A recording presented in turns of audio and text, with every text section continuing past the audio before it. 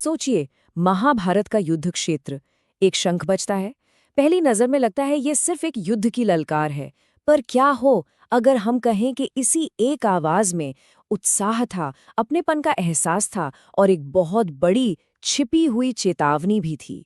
चलिए आज इसी एक पल की गहराई में उतरते हैं और इसकी परतों को एक एक करके खोलते हैं। तो सवाल यही उठता है ना, कि भाई एक ही आवाज एक ही समय पर किसी का हौसला भी बढ़ाए और उसे चेतावनी भी दे। ये कैसे हो सकता है? यही तो वो पहेली है जिसे आज हम समझने की कोशिश करेंगे। तो चलिए सीधे चलते हैं उस पल में। जरा सोचिए, कुरुक्षेत्र का वो मैदान, लाखों सैनिक आमने सामने खड़े हैं। हवा में एक अजीब सी खामोशी है, एक तनाव है। और ठीक इसी माहौल के बीच एक ऐसी घटना होती है जो उस जंग की पूरी साइकोलॉजी, उसका पूरा मनोविज्ञान ही पलट कर रख देती है। और ये सब शुरू होता है इस एक श्लोक से। ये वो मूल संस्कृत श्लोक है जो उस पल को बयान करता है। और यकीन मानिए, इसी एक श्लोक में भावनाएं, स्ट्रैटेजी और कर्तव्य सब कुछ छिपा हुआ है। अच्छा, तो इसका सीधा सा मतलब क्या है? मतलब ये है कि कुरु वंश के सबसे बड़े, सबसे शक्तिशाली पितामह भीष्म ने जोर से अपना शंख फूंका और उसकी आवाज ऐसी थी मानो कोई शेर दहाड़ रहा हो। और इस आवाज ने दुर्योधन को खुशी से भर दिया। सुनने में तो बिल्कुल सीधी सी बात लगती है ना? तो आइए सबसे पहले इसके सबसे साफ, सबसे ऊपरी मतलब को पकड़ते हैं कि ये आवाज एक लीडर की तरफ से जंग का ऐलान थी, एक बैटल क्राई थी। तो देखिए, इसका सबसे सीधा मतलब क्या निकलता है। पहली बात, ये आवाज शेर की दहाड़ जैसी है, जो ताकत और अधिकार का सिंबल है। दूसरी बात, इसका सबसे पहला और साफ मकसद था राजकुमार दुर्योधन को खुश करना, उसका हौसला बढ़ाना। मतलब एक कमांडर की तरफ से अपने राजा के लिए एक सीधा सा मॉरल बूस्ट। लेकिन क्या बात सिर्फ इतनी ही थी? क्या ये वाकई में सिर्फ एक मामूली सा युद्धघोष था, या फिर इस दहाड़ के पीछे कुछ और भी गूंज रहा था? चलिए अब कहानी में थोड़ा और गहरा उतरते हैं, एक और परत खोलते हैं। कमांडर के रोल से आगे बढ़कर एक दादा के दिल की बात समझते हैं। यहाँ आकर कहानी एक नया मोड़ लेती है। देखिए, भीष्म ने अपने पोते दुर्योधन के चेहरे पर चिंता पढ़ ली थी। वो समझ गए थे कि वो घबराया हुआ है। तो उनका वो शंख बजाना, वो किसी कमांडर की कोई चाल नहीं थी। वो तो एक दादा का अपने पोते के लिए प्यार था, एक चिंता थी, एक कोशिश थी उसे ये बताने की कि मैं हूं यहाँ। और याद कीजिए, श्लोक में उन्हें क्या कहा गया है? कुरु वृद्ध पितामह, यानी कुरु वंश के सबसे बुजुर्ग, सबसे बड़े दादा। ये टाइटल, ये उपाधि बहुत जरूरी है।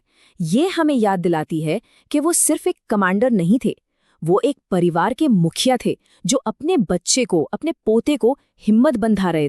और अब आता है कहानी का सबसे दिलचस्प हिस्सा। इस हौसले और इस अपनेपन के नीचे उसी आवाज में एक छिपी हुई चेतावनी भी थी। यहीं पर इस आवाज का डबल मीनिंग सामने आता है। एक तरफ तो ये दुर्योधन को जोश दिलाने के लिए थी, ताकत दिखाने के लिए, पर ठीक उसी वक्त उसी आवाज में एक बहुत गहरा, एक बहुत गंभीर मैसेज भी छिपा था। और वो मैसेज था, ये मत सोचना कि जीत इतनी आसान है, ये लड़ाई बहुत मुश्किल होने वाली है।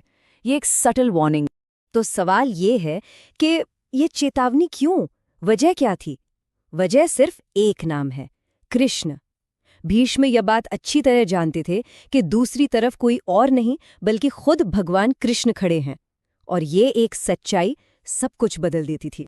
जो टीकाएं हैं, जो व्याख्याएं हैं, वो इस बात को और भी साफ कर देती हैं।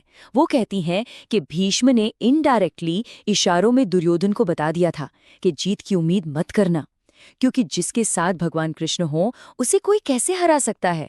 जरा सोचिए इस बात को। एक ही आवाज में अपने पोते के लिए दिलासा भी है और एक कड़वी, भयानक सच्चाई भी। और यहीं से हमें भीष्म के किरदार की एक और, शायद सबसे अहम परत दिखती है।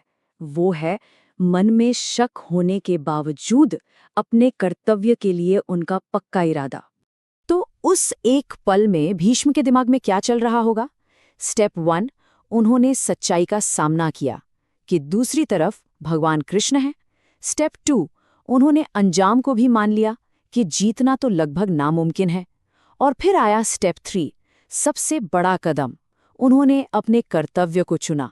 उन्होंने तय किया कि अंजाम जो भी हो, वो अपनी तरफ से इस जंग में कोई कमी नहीं छोड़ेंगे, अपनी पूरी ताकत से लड़ेंगे। और यही यही भीष्म का सबसे बड़ा डिलेमा था। एक तरफ थी उनकी पर्सनल अंडरस्टैंडिंग, वो सच जो वो जानते थे, और दूसरी तरफ थी उनकी पब्लिक ड्यूटी, एक कमांडर की जिम्मेदारी।